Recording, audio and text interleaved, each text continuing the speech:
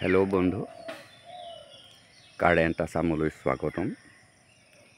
আজি আপোনালোকক মই দেখুৱাই আছোঁ, অৱগত কৰিছোঁ যে সাঁচি গছৰ গুটি এইবাৰ ইমানেই কম। এয়া চাওক, মোৰ এই গছজোপাত প্ৰচুৰ সাঁচি গুটি লাগে। কমেও আপোনাৰ ৪-৫ হাজাৰ গুটি এই গছ দুজোপাত লাগে। কিন্তু এইবাৰ চাওক, একেবাৰেই নাই, সেৰেঙা। ইয়াত বৰ বেছি ১,০০০ গুটি, ১,০০০-১,৫০০ৰ ভিতৰতে শেষ হ'ব। কিন্তু এইখিনি হ'ল মিঠা খাচীৰ চবতকৈ ভাল গুটি। চাওক, মই দেখুৱাবলৈ যত্ন কৰি আছোঁ, কাৰণ গছজোপাত খুব কম গুটি লাগিছে। আপোনালোকে চাওক, গছজোপাত খুব কম গুটি লাগিছে। গুটি লাগনটো চব এই প্ৰচেছত লাগিছে। চববাৰে ইয়াত এনেকেই লাগে। এই গছজোপাত যদিও বেছি গুটি থাকে, প্ৰত্যেকটো ডালতে থাকে এনেকৈ কম কম গুটি, কিন্তু কম লাগিব। কিয় কম লাগে জানেনে? গুটি কম লগা আচল কথাটো হ'ল কি, গছজোপা ৰোগগ্ৰস্ত। যিহেতু গছজোপাত পোকে খাই থৈছে। পোকে খাই যেতিয়া গছজোপা ভিতৰতো মাল আছে, ধুন্দা কৰি দিছে, গতিকে গছজোপা শাৰীৰিকভাৱে অসুস্থ। শাৰীৰিকভাৱে অসুস্থ গছ এজোপাই কেতিয়াও আপোনাক বৰ সুন্দৰ ফল আৰু ফুল দিবলৈ সক্ষম নহয়।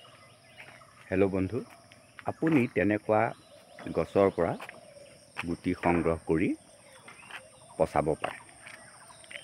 আৰু আজিৰ ভিডিঅ'টোত মই আচল কথাখিনি ক'বলৈ লৈছোঁ কি, সেইখিনি হৈছে যে সাঁচি গছত সাৰ।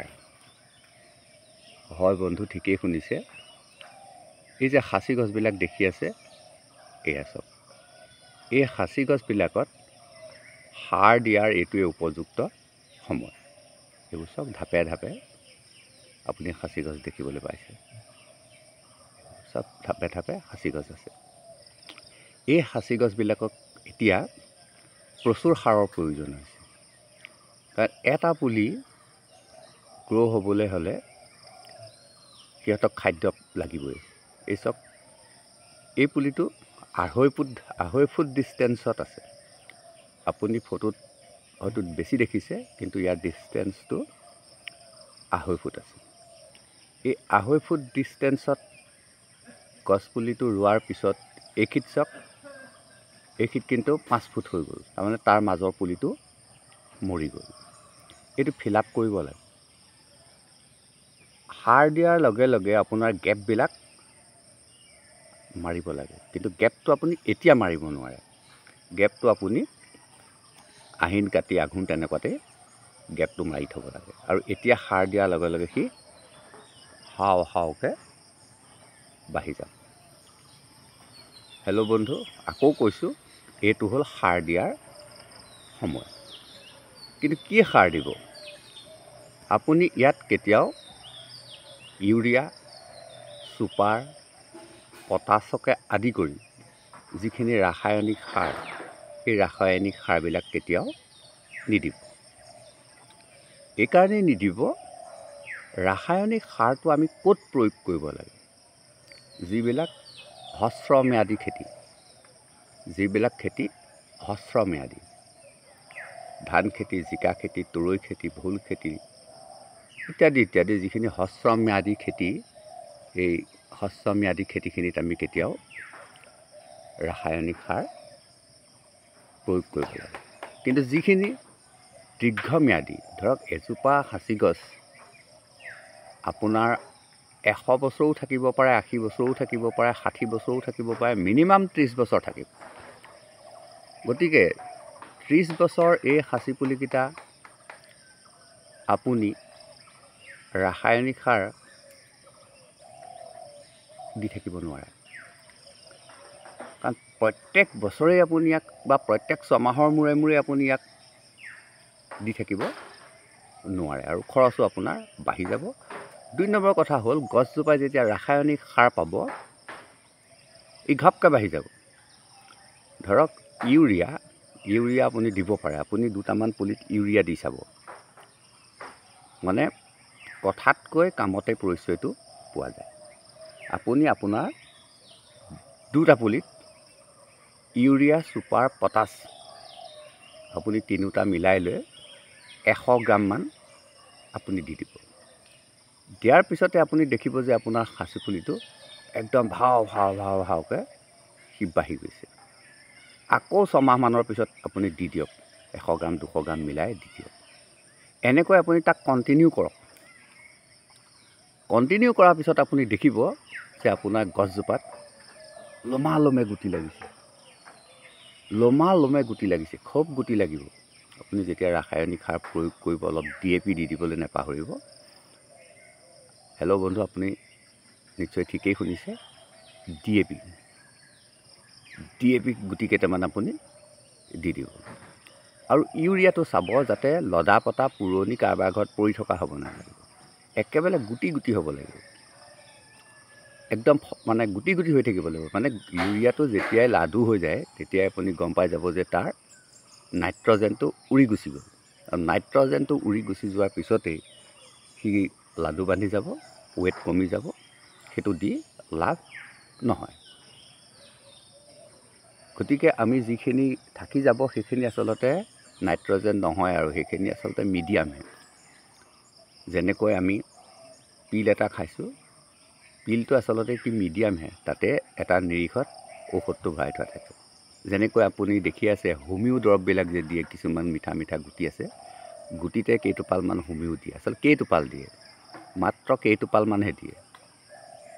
কিন্তু আমি সেই গুটিখিনি মিডিয়াম, আপুনি দৰৱটো নিদিয়াকৈ গুটিখিনি খালে কাম নাই। ঠিক তেনেকৈ ইউৰিয়া সাৰটো মিডিয়ামত থাকে, এটা মিডিয়ামত তাক মিলাই থোৱা থাকে। গতিকে আপুনি ইউৰিয়া সাৰটো একেবাৰে গুটি হৈ থাকোঁতেই দিব লাগিব। আপুনি যেতিয়া সেই গছকেইজোপাত আপুনি ৰাসায়নিক সাৰ দিব, আপুনি লমালমে গুটি পাব। কিন্তু এটা কথা মন কৰিব যে সেই গছকেইজোপাত কিন্তু পোকে নধৰে, পোকে ধৰাৰ সম্ভাৱনা খুব কম। হেল্ল' বন্ধু, মই এইটো আপোনাক পৰীক্ষামূলকভাৱে কৰি চাবলৈহে ক'লোঁ। আৰু সেই গছকেইজোপা আপোনাৰ এটা সময়ত কিন্তু মৰি যাব। কেলৈ মৰি যাব? আপুনি যেতিয়া ৰাসায়নিক সাৰ দি থাকোঁতে যিটো মানে পৰিমাণত, যিটো সময়ত আপুনি দিব লাগিব, আপুনি সেই গোটেইখিনি মেইনটেইন কৰিব নোৱাৰিব, আপুনি গমকে নাপাব, আপোনাৰ পুলিকেইটা মৰি যাব। কাৰণ দেখি আছোঁ আমাৰ বাগানবিলাকত যেতিয়া বাগানৰ দাঁতিয়ে কোষে যিবোৰ গছ ৰুৱে, কিছুমান মানুহে যেতিয়া বাগানত সাৰ ছটিয়াই, তেতিয়া খাচী পুলিকেইটা গৈ লৈ এচাটি মাৰি থৈ যায়। আৰু তাৰ পাছত আপুনি দেখিব সেই বছৰ মানুহজনে পাছত ক'ব যে মোৰ এইবাৰ 40ডাল মৰিলে, মোৰ এইবাৰ 30ডাল মৰিলে, মোৰ এইবাৰ 10ডাল ভাল গছ মৰিলে। কেলৈ মৰিলে? সেই যে সাৰ প্ৰয়োগ কৰোঁতে যে এচাটি মাৰি থৈ গৈছিলে, সেই চাটিয়ে এবছৰৰ পিছতেই পুলিটো মাৰি পেলায়। কাৰণ কেনেকৈ দিব লাগে সেই মানুহজনে নেজানে, মাত্ৰ চাটি মাৰি দি দিলে। হেল্ল' বন্ধু, এতিয়া মই আপোনালোকক কৈ আছোঁ সাৰ দিয়াৰ উপযুক্ত সময়। এতিয়া কি সাৰ দিব? আপুনি চবতকৈ ভাল সাৰ হ'ল গৰু ছাগলীৰ পচা গোবৰ। গৰু ছাগলীৰ যিটো, এতিয়া আপুনি মন কৰিব আপোনাৰ গোবৰৰ দমটোৰ কাষত কেঁচুৱে খাই কিছুমান খুব মিহি দানা পেলাই থৈছে, আৰু এটা সৰু পোকো থাকে। যদি পানী পায় তেতিয়াহ'লে এটা পোক থাকে, সিহঁতি এই গোবৰটো খাই কিছুমান লাট পেলাই থয়। আপুনি সেইখিনি যদি পাৰে সংগ্ৰহ কৰি সাঁচি গছৰ গুৰিত দি দিয়ে। 2 নম্বৰ কথা হ'ল, আমাৰ বহুত মানুহে হাঁহ কুকুৰা পোহে। সেই হাঁহ কুকুৰাৰ গঁৰালটো সমূলঞ্চে চফা কৰি 10জনী থকা হাঁহ বা কুকুৰা 10জনী থকা জেগাত আপুনি কমেও 10 পাচি, ভাল পাচিৰে আপুনি 10 পাচি বা 12 পাচি আপুনি সাৰ পাব। সেই সাৰখিনি আপুনি আনি গোবৰৰ লগত মিশ্ৰণ কৰি গছজোপাৰ গুৰিত, গাত নলগাব, গুৰিত আপুনি দি দিয়ক।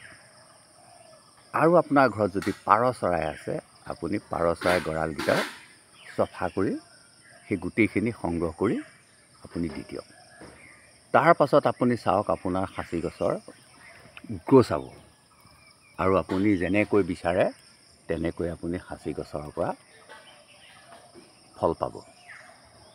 হেল্ল' বন্ধু, আজি আমি সাৰ প্ৰয়োগৰ বিষয়ে কথা পাতিলোঁ, কাৰণ চব বস্তুকে খাদ্য লাগিবই। খাদ্য নহ'লে একো বস্তু জীয়াই থাকিব নোৱাৰে। গতিকে আমি যেনেকৈ খাচী খেতি কৰিছোঁ, আমি এতিয়া খাচী খেতিত আহাৰ যোগান ধৰাৰ এইটো একেবাৰে উপযুক্ত সময়।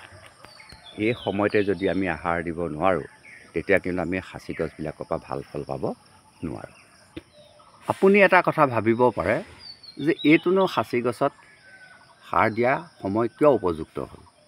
সেইটো মই আপোনাক বিতংকৈ কৈ দিছোঁ। গছ এজোপাত যেতিয়া পুৰণা পাতবিলাক সৰি গৈ নতুন পাতবিলাক আহি যায়, সেই নতুন পাতবিলাকে প্ৰচুৰ আহাৰ প্ৰস্তুত কৰে। সালোক সংশ্লেষণৰ দ্বাৰা প্ৰচুৰ আহাৰ সংগ্ৰহ কৰিব পৰা দক্ষতা আৰু ক্ষমতা আহে। কিন্তু সালোক সংশ্লেষণত যিমানখিনি খাদ্য পাব লাগে, কিছুমান নিউট্ৰিশ্যন তাত নাপায়। সেইখিনি আমি শিপাৰ জৰিয়তে গছজোপাক যোগান ধৰিব লাগে। গতিকে আমি এই সময়টোত আপোনাৰ গোটেই গছবিলাকত নতুন পাত আহি গৈছে। গতিকে এই সময়টোতে আমি তাৰ গুৰিত যদি সাৰটো যোগান ধৰোঁ, তেতিয়া খাচী পুলি 5 ফুট 6 ফুটলৈকে ওখ হৈ গুচি যাব। বহুত মানুহৰ ঘৰত আপুনি দেখিবলৈ পাব যে খাচী পুলিটো ৰুলে 3 বছৰ হ'ল, কিন্তু একেভাগেই আছে।